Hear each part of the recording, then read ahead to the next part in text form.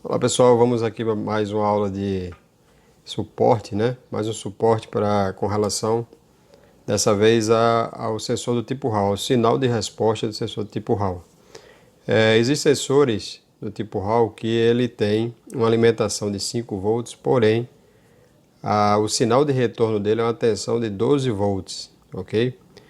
Então isso parece uma incoerência, inclusive isso já gera às vezes, entendeu? Já gerou e gera às vezes uma certa confusão para quem está trabalhando, porque a gente chega no sistema, isso aconteceu já comigo no passado, e você vê uma alimentação de 5 volts, mas com o sinal de resposta no osciloscópio você vê uma tensão de 12 volts, tá certo? Isso com um analisador de polaridade só você não tem como verificar isso, então isso passa desapercebido, né?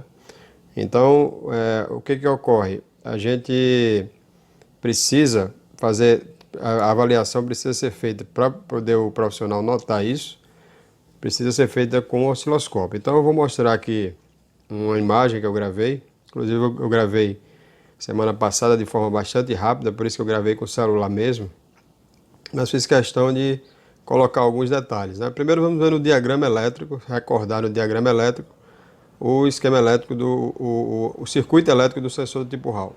Ok? Então vamos lá.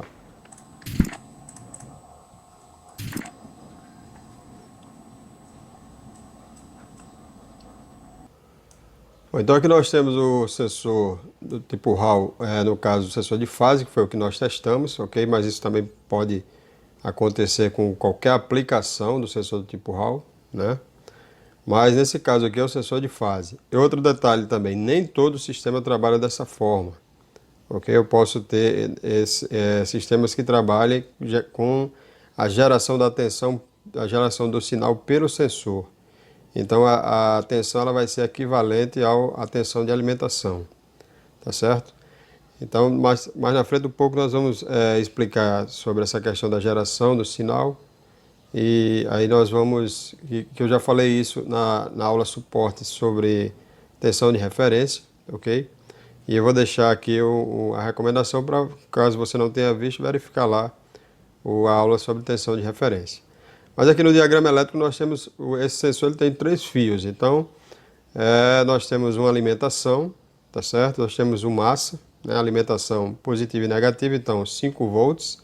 Nesse caso aqui no pino 62, o massa pelo 54, que vai para o pino 3 do sensor, o sinal de retorno pelo pino 2, ou seja, o pino do centro. Agora isso também, como eu sempre falo, não é regra. Nem sempre o pino do centro é o pino de retorno. Então tem gente ainda que acha que isso é uma regra. O fio de sinal ele sempre é o do meio e nem sempre acontece isso. Ok? É outra coisa que para quem ainda não sabe é bom desmistificar isso aqui, certo? E então nós temos aí alimentação positiva, 5 volts nesse caso no pino 1, o massa no pino 3 e no centro vai ser o sinal de retorno. Então nós vamos aplicar o osciloscópio, como vocês vão ver, no sinal no pino 2, ok? O sinal de retorno no pino 2 e vamos ver também a alimentação elétrica dele, com quantos volts a gente vai ver lá, vai checar lá no osciloscópio qual é a tensão de alimentação. Lembrando que com relação à alimentação elétrica, não necessariamente você precisa ter o osciloscópio. E o sinal de retorno, em boa parte das vezes, quando nós para testar com um analisador de polaridade, nós podemos verificar isso de uma forma com uma certa segurança, ok? Mas sempre não é demais lembrar que com o osciloscópio é claro que você vai ter uma cobertura muito maior e uma segurança para fazer o diagnóstico.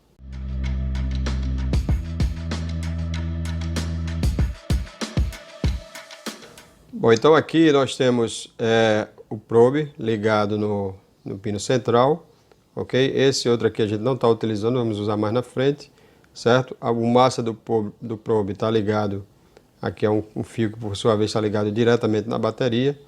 E nós vamos ver aqui que nós vamos ter uma tensão com a tomada desligada, tá certo? Nós temos uma tensão de bateria aqui.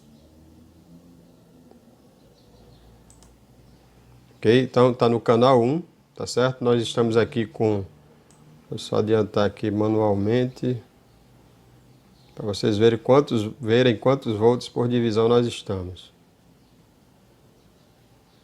Nós estamos aqui com 5 volts por divisão. Então, veja bem o alinhamento aqui da referência de 0, ok, do canal. Então, nós temos 5, 10, aqui algo em torno de 12 volts, não é isso? Então, nós estamos aí constatando que a tensão de referência do sensor está certa de 12 volts. E essa tensão de referência é muito importante a gente saber. Como eu falei anteriormente, nem todo o sistema ela trabalha com a tensão de referência de 12 volts, pode ser de 5 volts. Então, lógico que não é tão fácil para você seguir isso como regra, você tem que realmente avaliar caso a caso, porque essa informação a gente não tem. Nós sabemos que existe uns que não trabalham com tensão de referência, né? Outros nós vamos ter uma tensão de referência de 5 volts para o circuito, que essa tensão de referência é para o circuito. Mais uma vez, lá na aula de tensão de referência nós explicamos isso. E nós temos tensão de referência de 12 volts. Isso é o que nós sabemos. Agora, qual sistema que trabalha com qual modelo, isso aí você só conhece na prática. Agora, essa informação é muito importante porque se você sabe que esse sistema aí, se não me falha a memória, esse é um Gol geração 4, e com o sistema, se não me falha a memória, esse sistema é Bosch, tá certo? MS7.5.20, ok? Mas outro sistema pode não trabalhar dessa forma, ok? Mas se você sabe que nesse sistema aí, ele trabalha com essa tensão de referência de 12 volts, e você tem um problema ligado ao sensor Hall, e quando você for verificar a tensão de alimentação, eu não tiver essa tensão de alimentação, uma vez que você testou o chicote elétrico, tá certo? Logicamente que sempre quando a gente está verificando lá na tomada, eu preciso saber se não tem essa tensão de alimentação, tensão de referência nesse caso, e não existe essa tensão de referência, eu tenho que testar primeiro o chicote, teste de continuidade, curto-circuito, todo aquele passo a passo que a gente dá no treinamento, né? Então eu testei isso aí, não tem, então eu preciso verificar o quê? A alimentação elétrica da unidade de comando. Se a alimentação elétrica da unidade de comando está em perfeitas condições, então muito provavelmente eu tenho um problema de unidade de comando aí. Aí fica muito difícil de a gente errar no diagnóstico, porque eu já fiz todo o passo a passo da forma correta, ok? Então, apesar de ser uma informação que não é fácil a gente conseguir, mas vale a pena a gente, na medida do possível, no dia a dia da oficina, a gente procurar fazer um breve levantamento no momento que a gente tiver disponível, no momento mesmo do teste, de uma avaliação, de um diagnóstico de um determinado sensor, a gente fazer essas anotações e ter o nosso banco de dados para que, numa próxima avaliação, no próximo diagnóstico, você já vai conseguir ser muito mais preciso nele, né, no seu diagnóstico. Então vamos aqui para outra cena aqui que nós gravamos, para outra filmagem. Então nessa condição agora eu estou com o canal 2 ligado no pino 1, ok? Que é o pino de alimentação, tá certo? Que são os 5 volts. E aqui eu estou no sinal, continuo aqui no sinal de retorno com o canal 1. Né? Então o canal 2 no pino de alimentação e o canal 1 no sinal de retorno.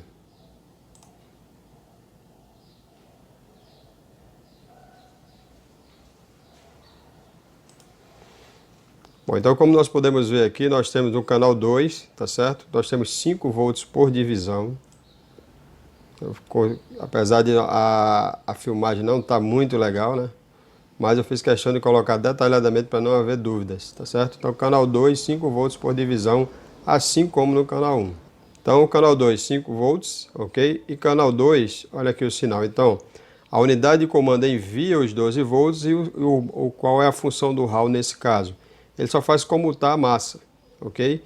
Então por isso que a gente tem essa característica do sinal. Então sempre que o dente passa no sensor, não é isso? Então nós temos essa comutação à massa, certo? E logicamente o tamanho da comutação à massa vai ser o tamanho do dente. Então pessoal, é disso que nós estamos falando aqui, ó. Então nós temos o circuito com a tensão de referência de 5 ou 12 volts, ok? Então, nós temos aqui o resistor POAP e a tensão de referência chega aqui no analisador, no circuito medidor, certo? E a outra ramificação ligado em paralelo, né? Isso é uma ligação em paralelo, nós temos aqui ligado com o sensor. Então, essa simbologia representa o sensor, tá certo? Então, a função do sensor, como eu citei, ele vai só comutar o sinal e aí vai gerar o sinal pulsado, como nós explicamos nessa imagem aqui, né? Então nós temos a tensão constante, então o sensor faz esse trabalho aqui de comutação à massa. Ok, pessoal? Então isso não é um defeito, ok? O sistema funciona dessa forma, tá certo? Então, para quem ainda não sabia ou não lembra, né, das aulas que nós já temos no treinamento e também as aulas extras, como a aula de tensão de referência, então faça uma revisão. O nosso treinamento, ele fica disponível por 2 anos, então você tem 2 anos, mesmo que você termine o treinamento, como alguns alunos já conseguiram terminar em 1 mês e meio, mas as aulas ficam lá à disposição por 2 anos, então vocês façam a revisão, porque assistir a aula só uma vez, ela não garante que você conseguiu captar ou memorizar tudo, tá certo? Então, isso é importante, porque são nesses pequenos detalhes onde vocês vão conseguir resolver os grandes problemas, certo? Então, os defeitos corriqueiros que todo profissional consegue resolver, certo? Então, esse aqui não traz grande diferença para o profissional. Então, esses pequenos detalhes que você sabe é que vai fazer a diferença.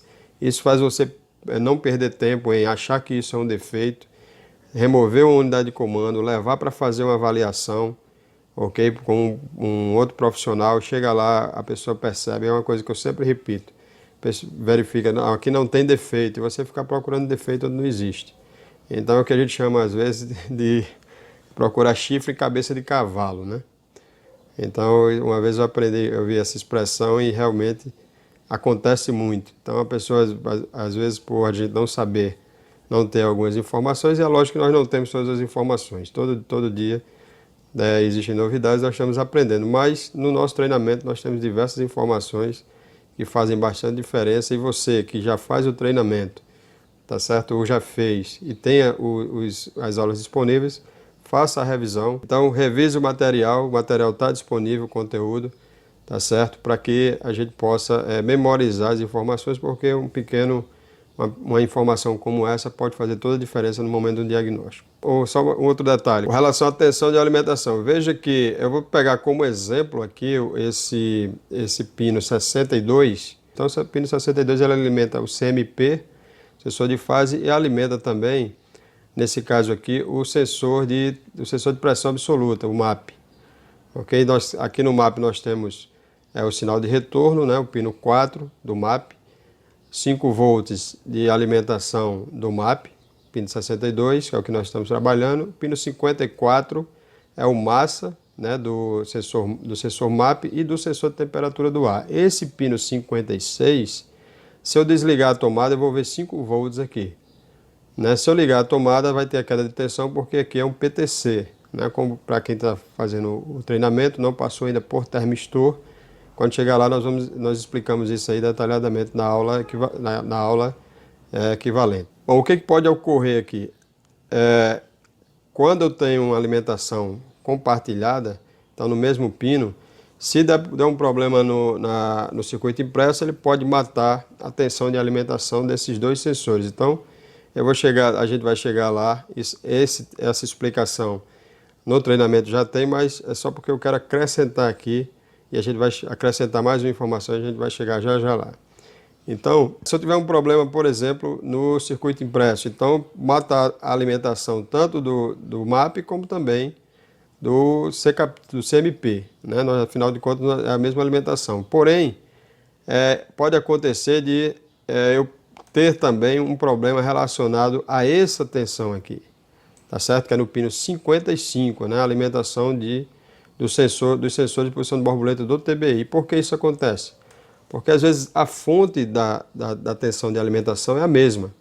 Então, onde é que pode estar o problema? Eu posso ter um curto-circuito, certo? Nesse sensor aqui, isso acontece na família Corsa, tá certo? No Corsa Classic, com acelerador eletrônico, não lembro agora qual é o sistema de injeção, mas isso não vem ao caso. Então, problema no sensor, certo? Um curto-circuito no sensor Hall, ok? E matando a alimentação elétrica, no caso lá do Classic, ele mata a alimentação elétrica do sensor do pedal do acelerador, de um dos sensores, né, na verdade, que lá são 2 sensores. Então, veja que são pinos totalmente diferentes, mas por estar em curto esse componente, o sistema vai lá e desliga a alimentação elétrica lá da fonte, tá certo? Desliga a fonte da alimentação elétrica. E aí você vai ter, além de não ter alimentação no componente em si que está com defeito, ok? Você pode também não ter alimentação em outro componente que não tem nada a ver. Então, nesses casos, é bom o que a gente faz? A gente faz como pode fazer aquele velho método que a gente usava desde lá atrás, tá certo? Para quem não é dessa época, mas também é usado em qualquer circuito elétrico. Então, se eu tenho um fusível queimando, procuro ver quais são os componentes que aquele fusível alimenta e vou desligando os componentes e vejo se paro de queimar.